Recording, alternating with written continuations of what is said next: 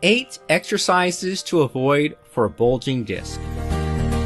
While there are quite a few exercises that help a patient recover from a bulging disc, there are also certain exercises which one needs to avoid in order to prevent an aggravation of the condition with resultant worsening pain and discomfort due to bulging disc.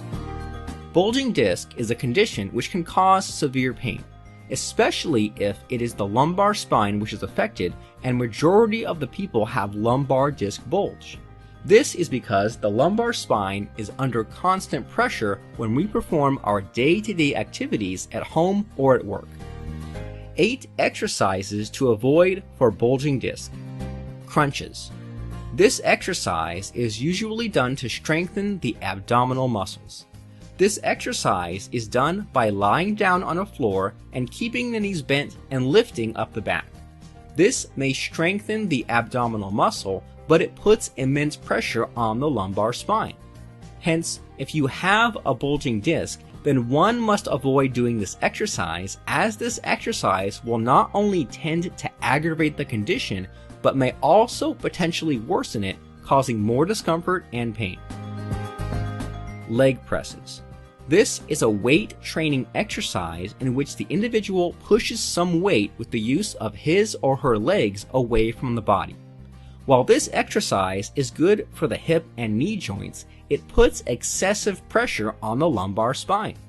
If the individual has a bulging disc, then it will tend to get worse and may exacerbate the symptoms of back pain and discomfort to such an extent that the individual may not be able to carry out other activities of daily living.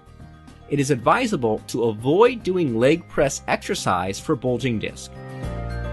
Seated exercises. These exercises not only strengthen the shoulder and neck, but also strengthen the thighs and the legs. In cases of bulging discs, what these exercises do is create a rounded back, which kind of exacerbates the condition and in no time worsens the bulging disc with pain and discomfort to such an extent that it becomes difficult for the individual to carry out activities at work or home and even drive due to pain and discomfort as a result of bulging disc. Weighted lateral bends. Lateral bending is something that needs to be avoided in individuals with bulging disc. When doing a lateral bend, the individual will put stretch to the side, putting a lot of body weight on the side of the bend. This will again create pressure on the back, which aggravates a bulging disc and aggravates the pain and discomfort felt as a result of a disc bulge. Deadlifts. When the individual bends down to lift the weight and actually is in the process of lifting, then it creates a rounded back, meaning the lumbar spine is completely bent.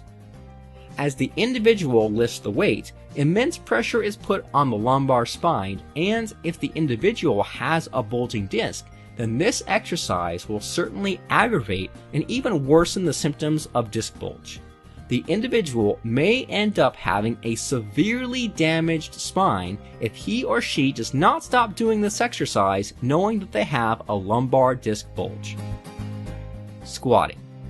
When an individual does a squat, the entire body weight shifts to the lower back, and when getting back up with all the body weight on the lower back, it creates too much pressure for the lumbar spine to handle, especially if the individual already has a bulging disc.